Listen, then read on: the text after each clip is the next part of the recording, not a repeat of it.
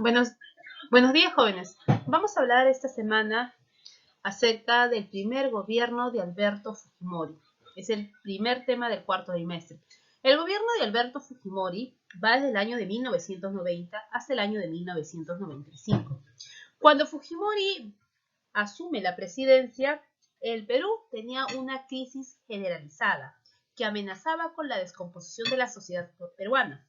El gobierno de Fujimori inicia el 28 de julio de 1990, teniendo como dos principales problemas a enfrentar, que viene a ser la gravísima crisis económica dejada por el gobierno del APRA, dirigida por Alan García, y el sanguinario avance de los grupos subversivos terroristas, quienes Sendero Luminoso y el movimiento revolucionario Tupac Amaru.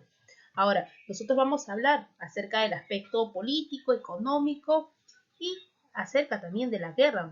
Se dio una guerra durante su gobierno, la famosa guerra del Cenepas. Que presten mucha atención, jóvenes.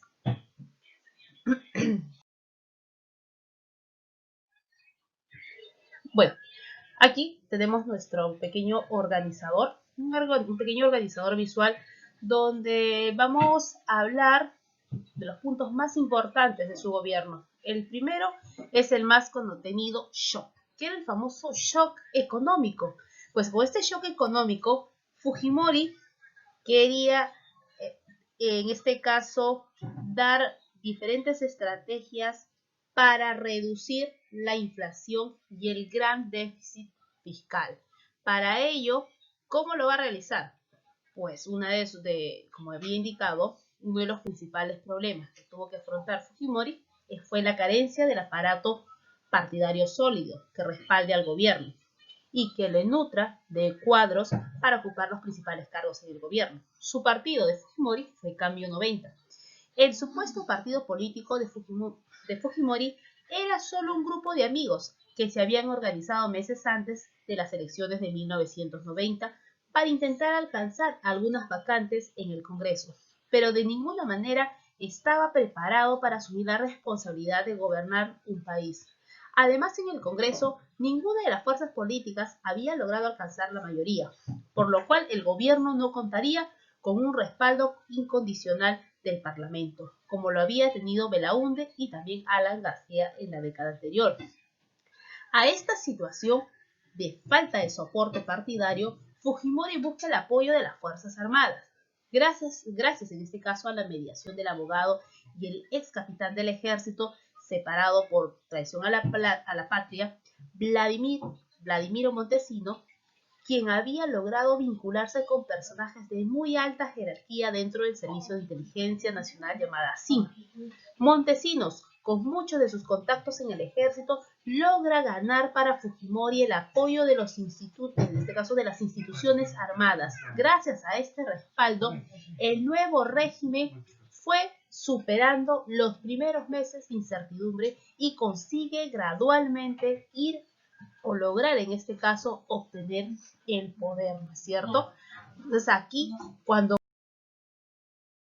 Fujimori asume el poder, se va del famoso autogolpe. ¿Cuándo, chicos? El 5 de abril. Este autogolpe fue la acción que va a procurar o implementar el régimen en materia económica y también antisubversiva principalmente. Se veían, en este caso, no le va a permitir a Fujimori poder trabajar de manera adecuada e idónea. ¿Quién? Pues el Congreso. Por eso, entre los años de 1990 y 1992, las pugnas entre el Poder Ejecutivo y el Legislativo fueron aumentando, llevando así a Fujimori el día 5 de abril de 1992 a tomar la decisión de disolver el Congreso, suspender la Constitución del año de 1979 y declarar en una reorganización al Poder Judicial.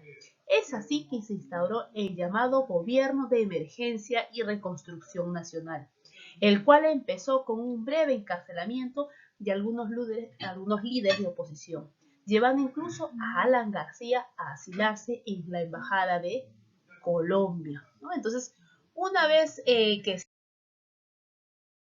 disolvió, o sea, tenemos el autogolpe que se acaba de dar, tenemos aquí el famoso y temido shock económico.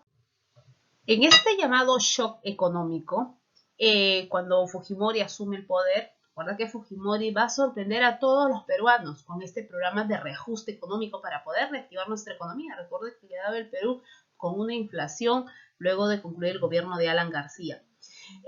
Cuando se dio el famoso meeting, el debate se puede indicar entre Alberto Fujimori y Mario Vargas Llosa, que fue también su competidor. Mario Vargas Llosa le preguntaron cómo iba a reactivar la economía de nuestro país. Mario Vargas Llosa indicó a través de un shock. O sea, ¿qué quiere decir? Pues va a incrementar los diferentes productos, especialmente los de primera necesidad, para que de esa manera se logre la estabilidad económica. Y al hacerle la misma pregunta a Alberto Fujimori, pues Alberto Fujimori negó. Él dijo que no iba a aplicar el shock económico debido a que no iba a afectar, en este caso, a ninguna población peruana. Pero ¿qué pasó? Los ciudadanos se llevaron una gran sorpresa cuando se dio las elecciones y logra ganar, en este caso, Alberto Fujimori. 2 meses después de haber asumido su cargo como presidente, se va y da un anuncio indicando el famoso shock. Los precios de la gasolina, los bienes de primera necesidad, todos ellos se multiplicaron por 30. Imagínense, jóvenes, algunos productos de canasta familiar como el pan, el azúcar, los fideos, se alzaron hasta el 300 o incluso 400%. Y en este caso iba afectando, tú sabes, a la población. Este plan provocó grandes disturbios en la capital y en otras ciudades del Perú. Se veía venir desde hacía varios días, pues a pesar de que recién elegido Fujimori aseguró que la palabra shock debería ser borrado del lenguaje económico y político del Perú, la situación fue todo lo contrario. Pues no había otra manera de cómo poder reactivar nuestra economía y aplicó el temido shock. Recuerda, aquí tenemos también el famoso autogolpe, ¿no? Había explicado anteriormente en este autogolpe que hace Fujimori, pues disuelve el Congreso. Luego a ello, una vez disuelto nuestro Congreso, ¿qué es lo que va a hacer? Bueno, ante las duras, esto también no fue visto por buenos ojos, tuvo diferentes críticas internacionales debido a la acción que realizó Fujimori. Se comprometió a convocar nuevamente elecciones debido a la presión, sobre todo de Estados Unidos. En estas elecciones se iba a escoger o informar el nuevo Congreso Constituyente Democrático, las cuales se llevaron a cabo en el año de 1992.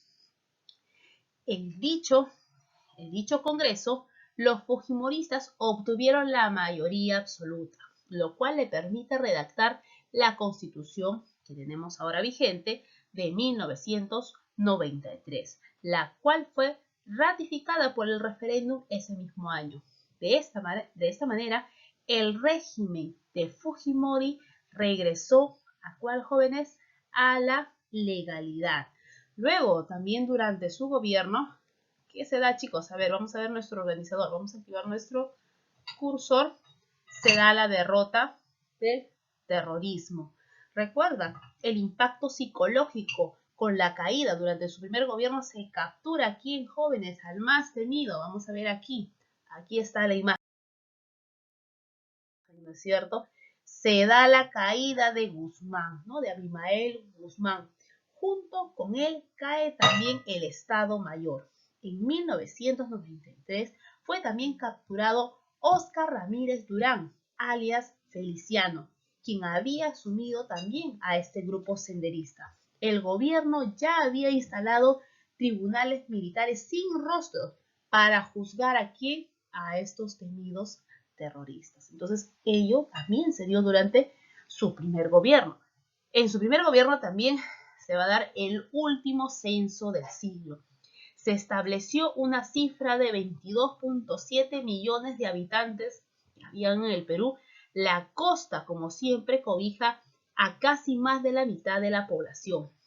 El motivo fue debido a las grandes migraciones de la sierra hacia la costa a causa del terrorismo. Luego tenemos la siguiente, vamos a ver aquí, es la llamada reactivación. ¿Cómo iba Fujimori a realizar esta reactivación económica? Pues en el aspecto económico, ¿qué podemos decir? Pues desde su llegada al poder en el año de 1990, como ya lo sabemos, el régimen fujimorista aplicó una serie de medidas económicas de corte neoliberal, jóvenes, que buscaba enderezar el rumbo económico del país. El primer ministro de Economía de Fujimori, el ingeniero Juan Carlos Hurtado Miller, fue el encargado de aplicar las medidas de ajuste económico en agosto de 1999, conocidos comúnmente como el Fujishock. Con este conjunto de medidas se busca ordenar nuestra economía casi destruida por los apristas. Si bien la medida causó una terrible conmoción en la población, luego de algunos meses se pudo empezar a ver los primeros resultados, pues se mostraban los índices de recuperación económica, o sea, fue satisfactorio aplicar el Fujishock. Asimismo, se logró la reinserción del país en el sistema financiero mundial, logrando así recuperar, jóvenes, la credibilidad crediticia con la cual el Perú pudo nuevamente acceder a nuevos préstamos que le va a permitir reactivar su economía. Entonces, eso se va a dar durante el aspecto, ahí tenemos,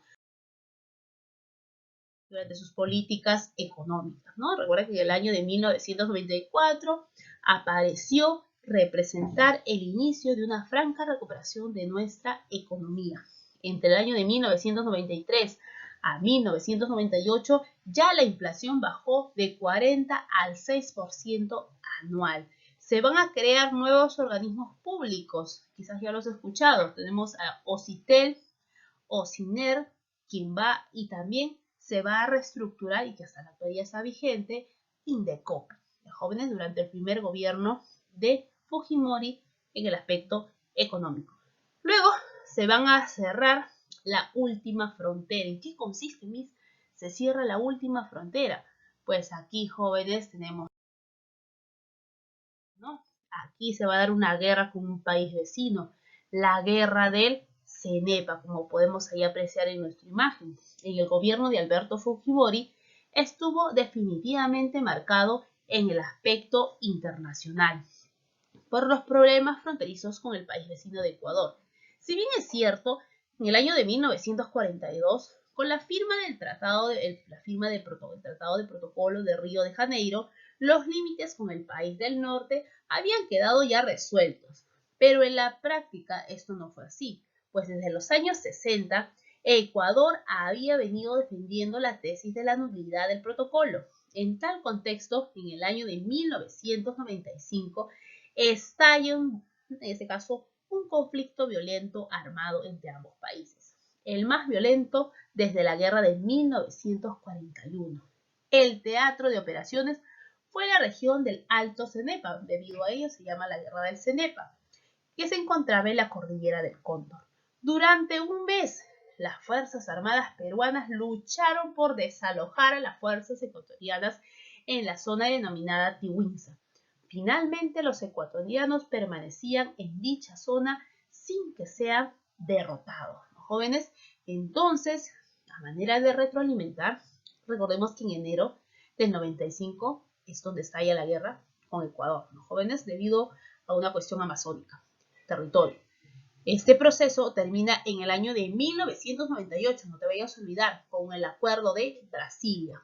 Pero nosotros, como siempre, tan generosos, jóvenes, siempre lo repito, cedimos 1 kilómetro cuadrado en el área de Tiwinza, en la zona de Cenepa, ¿no? De ese territorio nosotros le cedimos, aquí ahí tenemos nuestro mapa, cedimos a quién, a Ecuador, ya jóvenes, ese territorio, pero Ecuador no podía habitar esa zona de Tiwinza, solo Ecuador iba a ser usada ese kilómetro cuadrado que cedimos, solo para conmemorar a aquellos héroes caídos durante el conflicto del CENEPA. Nada más, jóvenes. Para eso se iba a usar ese espacio del territorio peruano que lo cedimos a Ecuador.